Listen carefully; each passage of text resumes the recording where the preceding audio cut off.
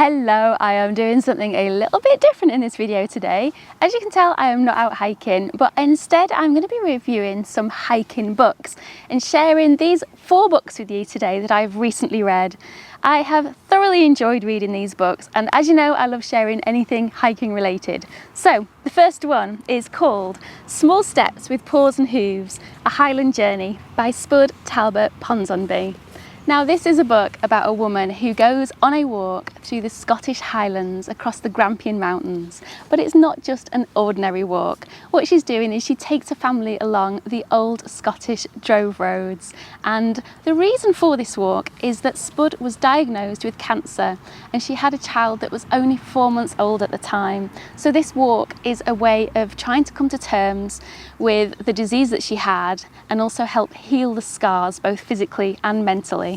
Spud's a single mother who lives in the Scottish borders with her son Barney, and she had previously hiked the entire British coastline, which is about 4,500 miles. So when her life was turned upside down by this illness and she didn't know what to do next, her obvious answer for this was to go for a long walk. Now, I was left wondering about this book, whether or not it would be one of those really sad tales of somebody that's been suffering with cancer, or if I'd be left feeling like I want to take on the world because she's come to victory and succeeded in something that she was aiming for. I am obviously not going to say any spoilers in this video about the book. I want you to read it all for yourself. But what I will say is that I thoroughly enjoyed the ride, and that ride constantly tried to escape. What I'm referring to is her dysfunctional family that she took with her on this walk. Her family is one of the main reasons why I loved reading this book so much. So first of all, we have Ben, who is the horse, who helped carry a lot of the equipment across this 3-week walk, which covers about 150 miles. Ben also carried Barney, which was Spud's son, who at the time was 1 year old.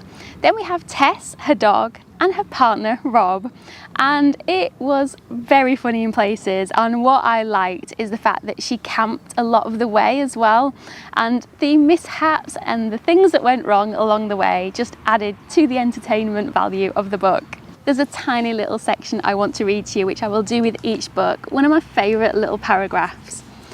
Not all physical travel takes you to desirable destinations, and so it is with emotional travel. Some destinations are exotic, some are hard work, many are humbling, most are memorable, all are valuable. I thoroughly recommend this book. I thought that the writing style was such a joy to read, and I think that anybody that has suffered with any illnesses of any type will certainly be able to relate to this, and those that haven't read it, I'm sure will find some kind of inspiration from it too. My second book is Walking Home, Travels with a Troubadour on the Pennine Way by Simon Armitage. Now, he is an English poet who decides to walk the length of the Pennine Way, which, if you don't know, it's a 256-mile long-distance hiking route from Edale in the Peak District to Kirk Yetholm on the Scottish borders. And he decides to do it as a modern troubadour, which basically means every evening he will be reading poetry for the trip. So he's literally setting off without a penny in his pocket, doing readings along the way in places such as churches, village halls, people's homes and pubs. And he basically hands around a sock at these readings to collect donations to fund the trip. Although it is a book about hiking, it encompasses what a long distance hike is all about, and that is the people that he meets along the way, which he talks about in such description, explaining all the different characters. That, combined with the descriptions of the landscapes and everybody and everything that he meets along the way, with that typical British sense of humour, it is certainly a joy to read. I'm going to read you a little section from this, which I think has got to be my favourite bit in the book.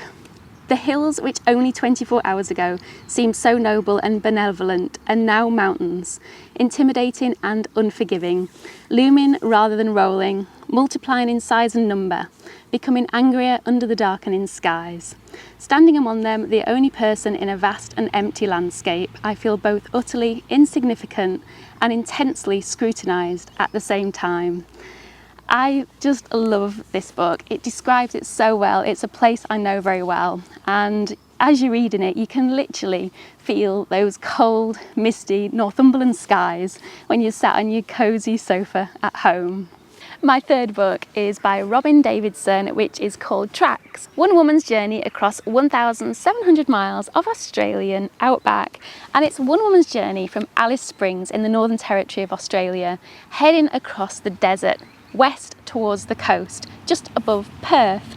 Now, I had watched the film before reading this book, but the book is so much more. It goes into so much more detail about the heat that she has to endure, the relationship with the camels and how she trains them and comes to find them. Also having to look after and care for her dog along the trip, as well as the indigenous people that she meets along the way and how she has got so much empathy for them in a country that is rather racist at the time. And there's a lot of issues covered in this book. There is obviously a bit of racism, there's sexism about her being a woman and how she's treated by the men in the country. And she comes across very brave, very determined and very focused. But what I liked in her writing is how she wears her vulnerability on her sleeve. I liked her narrative style of writing. She comes across very honest and even says things like she didn't want to have to deal with the National Geographic side of things to get funding for the trip, but she needed the money. So she quite openly and honestly says in the book that she doesn't want to be doing with people, basically, and she's honest about it. It's her journey. She wanted to do it on her own, but obviously couldn't because of money reasons. I'm going to read you a little excerpt from it, which I think is really nice. It says, "There are some moments in life that are like pivots around which your existence turns. In small intuitive flashes, when you know you have done something correct for a change, when you think you're on the right track. I watched a pale dawn streak the day glow and realised this was one of them. It was a moment of pure, uncomplicated coincidence and lasted about 10 seconds. And that pretty much sums up the book. I did love her description of the vastness of the desert and how she adjusted to the solitude whilst out there.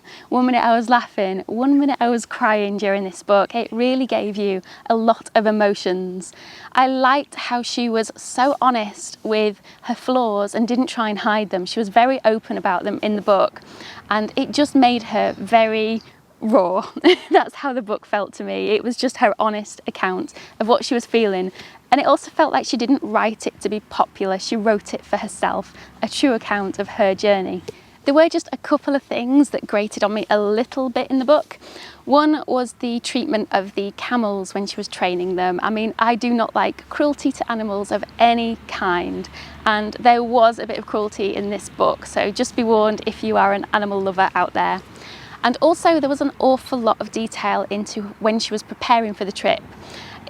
I'd say it was a good third to maybe even going on to half of the book, but once she gets on the journey, believe me, it is worth it. It is really good when she starts heading out into the desert. And the detail is good to an extent because you appreciate what she's had to go through to just get there. Another little quote just to end this book on is, "The two important things that I did learn were that you are as powerful and strong as you allow yourself to be, and that the most difficult part of any endeavour is taking the first step, making the first decision." My fourth and final book, but nowhere near my least favourite book, is The Living Mountain by Nan Shepherd. Now, this is a book about the Scottish Cairngorm Mountains on the Eastern Highlands. And this was originally drafted in 1945, but at the time she was advised that it wasn't best to be published at that time due to the events that were happening. So she literally put it in her drawer and left it there until 1977 when it was published. She had a little look at this book in that time and decided that it hadn't lost any value by waiting all those years in a drawer, and it certainly hadn't. Reading it, I literally only read this book last night. It will stand the test of time. It is one of those books. It's about her relationship with the Cairngorm Mountains and her walks to them and in them and staying in them. And this isn't your typical, what I would call, hiking book, journey or story. This is about a mountain and her love for them. And I would say if you're used to reading stories that have got a plot or narrative or some kind of big event that happens in it, this is very, very different. Do not expect any of that with this book. This is a meditative description of the Cairngorms. It is a book about description and how something feels, and it has opened my eyes, most definitely, to thinking about climbing mountains and being around mountains. And I have driven past the Cairngorms a couple of times when I used to cover up near Aberdeen area. Never have hiked in them or walked in them, but after reading this, I definitely want to go there someday. It has certainly inspired me to go and explore. Each chapter covers a different aspect of the mountain, like frost and snow, water, human, the plateau, and it describes different things in each chapter. It's a small book. It was about 108 pages. It has quite a long introduction, and also somebody talks about things at the end as well. I felt like I was being led through the mountains by a very close friend and experienced guide. That's how it made me feel as I was reading it. I felt like she was showing me things that I'd not looked at before or taken the time to observe or appreciate. A quote I want to read you. "Yet often the mountain gives itself most completely when I have no destination, when I reach nowhere in particular, but have gone out merely to be with the mountain, as one visits a friend with no intention but to be with him." It is beautiful, it's memorable, observant, perceptive, it is meditative. And the thing about it is that she doesn't just describe what things look like, how things feel, what things smell like, what things sound like. She then describes how it makes her feel both physically and emotionally. And it felt like I was looking at things through her eyes. It was a wonderful book. She comes across that she's not out there to conquer the mountains. She's out there to live and breathe them.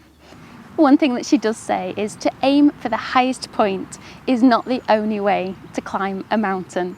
And I love the fact that she said that, because so many people are wrapped up in getting to the summit or to the trig point, and hands up, I am one of these people that loves getting to the top of the mountain.